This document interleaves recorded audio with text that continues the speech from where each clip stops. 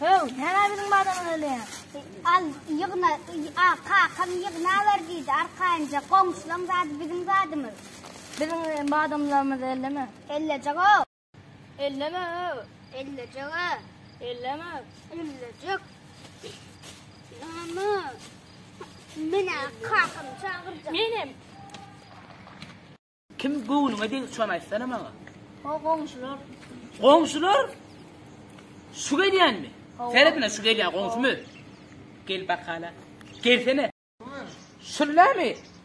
Şu gel. Ne mi? Ne mi? Şu tek paketim oğlum.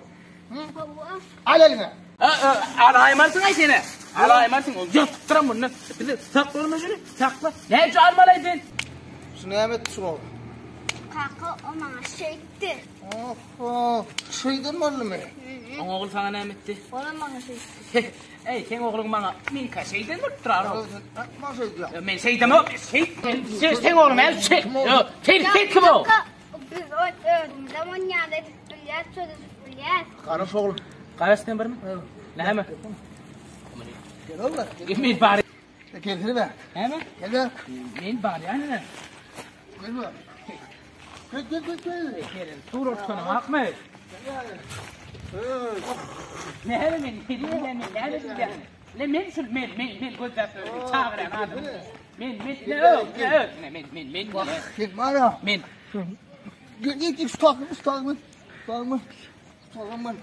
Yo, tutak gel bir min. Tutak. Karış buradan yıkandı yumuşak var ya. Yo, otursana tutak barın. Oturasa. Ne? Endi men diyecek koyuyanım.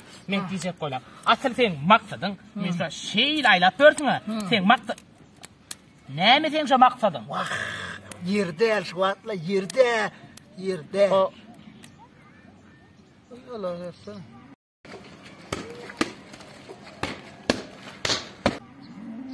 Ha, kara valla. evet. Konsi. Ha? Ne meyrek dedin yani? Ay batırmalık için badamıl var dedim. Ver komşu. Davat gerek hem derler. Vallahi ne kömek gerek millette. Kömeğe gerek. Ay yürü. Çok yorum canım ne mesela on gayret etsen. Ay o da mesele.